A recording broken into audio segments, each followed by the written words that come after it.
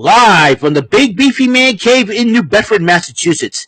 This is the YouTube channel vlog show in which video games, flash game show gameplays, along with sports and wrestling news are the norm. This is the YouTube channel vlog show of positivity, good times, and fun. This is Lima Shenanigans of 1977. And now, here's the host of the show, the perpetrator of these shenanigans, Big Beefy E himself, Mr. Eric M. Lima. Thank you very much, Mr. Announcer, for that lovely intro. Well, hello, everyone. You are watching yet another episode from my Big Beefy Man Cave here in New Bedford, Massachusetts. This is yet another episode of Eric Lima Shenanigans of 1977, episode 83, hosted by me, Big Beefy E, the perpetrator of these shenanigans, Mr. Eric M. Lima. What's going on, everybody? And hope you guys are having a wonderful day. Hope you had a wonderful day, I should say, because it's already 10:04 p.m., October the 12th, 2022. As you guys know, what will be coming up on the upcoming week, especially for the Saturday Super Starcade. The next 3 weeks, I already have them planned out, mapped out now, finally. Starting to organize it a little bit better. And I feel pretty good. So, hopefully, everything will settle down after a couple of weeks and a lot of stressing and everything else. Hopefully, I get back to the swing of things as far as doing something like this. You know, getting back to my usual positive self, and we're gonna have some fun, and we're gonna do this, okay? AEW Dynamite now next week. It will be Tuesday, so it'll be in competition with NXT for the very first time since the Wednesday Night Wars. So let's see what happens. So, because AEW Dynamite, Renee Paquette, formerly known as Renee Young, is the newest member of the AEW roster, and does the backstage interviews Christian Cage as the Jurassic Express explodes as Jungle Boy took on Luchasaurus, with Jungle Boy Jack Perry, I should say, against Luchasaurus. Luchasaurus did pick up the victory over the Jungle Boy himself. I always write stuff down. Also, she interviewed Ethan Page and Stokely Hathaway and Jose. Matt Hardy and Private Party interrupt them, and looks like a little war going on. TNT champion Wardlow and the Ring of Honor television champion Samoa Joe took on the team of Nick Comorotto and QT Marshall, or as I like to call him, QT Flyer Marshall Bill. And it was a heck of a matchup until Aaron Solo got roughed up by Wardlow, and the Factory got beat. That's right. Wardlow and Samoa Joe, Team Wardlow, picked up the victory, and the NBC comes out, Prince Nana runs his mouth, and then FTR shows up, and then the return of Shawn Spears. The Pinnacle has been reunited. In fact, next week they will be, this coming Friday, they'll take on the Embassy in a trios match. So, Tony Schiavone interviewed Chris Jericho in 2.0. They're still harping on Daniel Garcia and Bryan Danielson.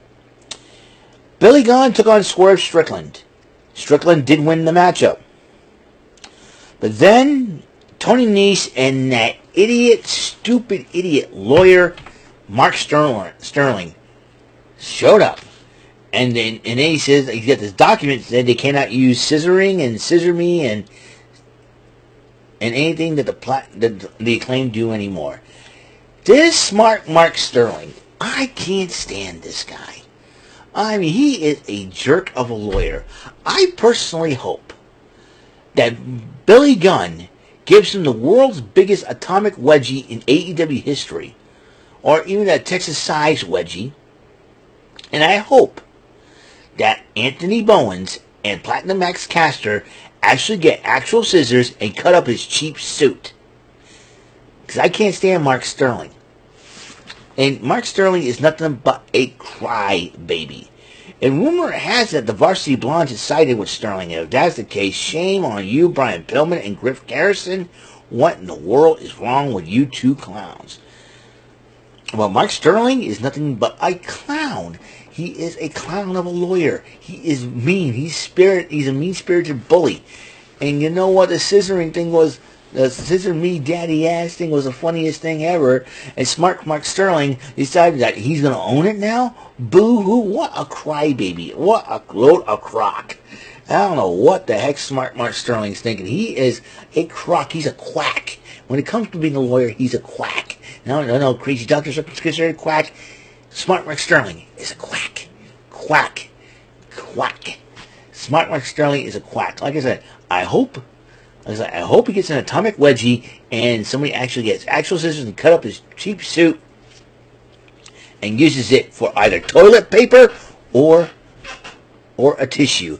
Either way, I hope the Acclaimed embarrasses Mark Sterling. I know what he's trying to do. He's trying to manipulate the Acclaimed to defend their tag team titles against Tony Nese and Josh Woods.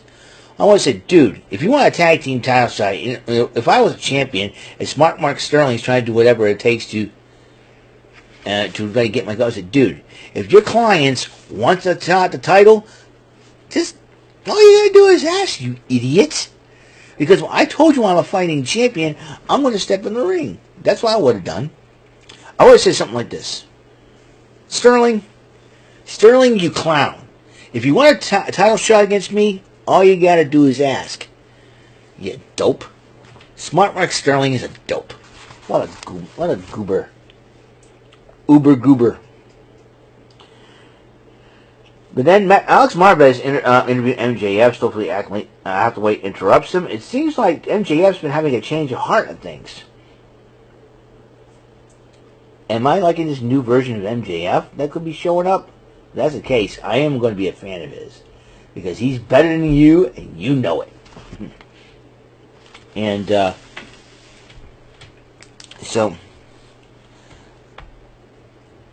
So anyways, okay, I forgot to write that. All right. Then Tony Schiavone was in the ring to interview Jon Moxley, the AEW World Champion. Adam Page interrupts Moxley. Adam Page put out a compassionate speech while MJF looks on, holding his chip in the skybox. The fans started chanting MJF. There could be something going on there. Who knows for sure? All I know is MJF's going to be smart. Ring of Honor World Title on the line as Chris Jericho faces Bryan Danielson for the title. Daniel Garcia came out and started getting in Jericho's face, a little shoving matchup. But then as Daniel Garcia looks on, he ended up decking Bryan Danielson on purpose with the title instead. And that will give Jericho the victory. After Jericho the victory, Blackpool Combat Club showed up, and they were ticked off. Especially Wheeler Yuta ticked off at Daniel Garcia. And I'll tell you one thing right now. I wouldn't be Daniel Garcia right now. And so Renee Paquette interviewed Nyla Rose, who took off with Jade Cargill's Women's Championship, TBS title, and hanging out with Vicky Guerrero and Marina Shafir, known as the Vicious Vixens. And then Anna Jay shows up and challenges her to a matchup, and Nyla Rose goes, fine, you and me one-on-one. Then a women's tag team match. My two favorite ladies in AEW get to team up again, as Toni Storm and Hikaru Shida took on Dr. Britt Baker, DMD, and Jamie Hayter. And my two girls, my favorite girls, Hikaru Shida and Toni Storm, win.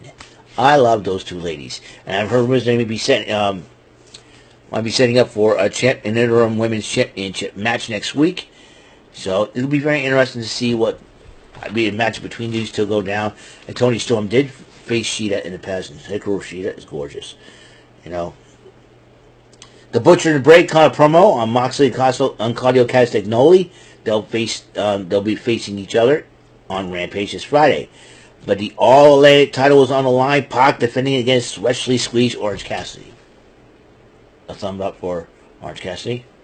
2 thumbs up for Orange Cassidy.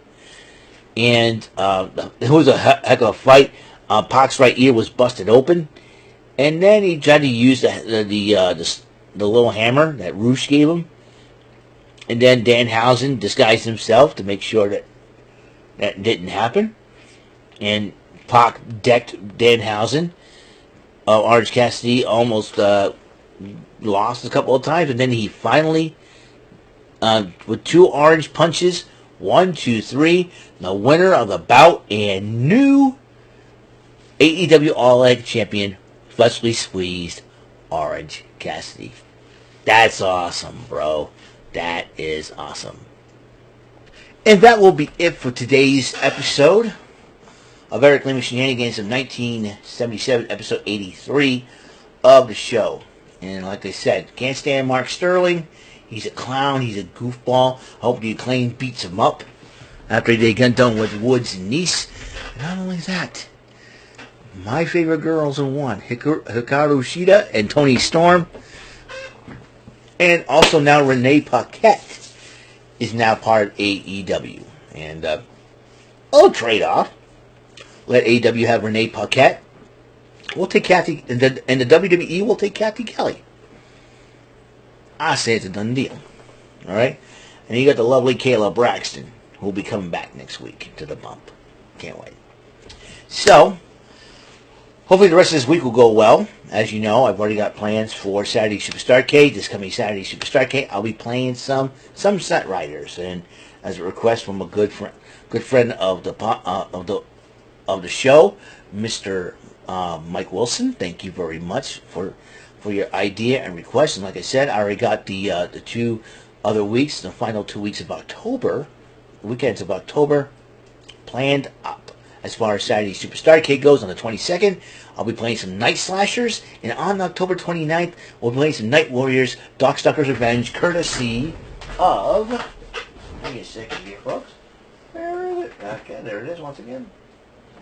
Courtesy of my favorite compilation of all time, Capcom Fighting Collection. I'll be playing Night Warriors off this. Yeah, so the next 3 games will be played on the Switch. I have Sunset Riders and Night Slashers as part of the Arcade Archives.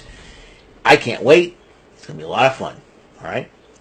With that being said, good night, everybody. Until the next episode, however, Mr. Announcer, can you do us a favor? Can you please take us home? That is all for today's episode. This is Mr. Lima speaking for Eric Lima Shenanigans of 1977.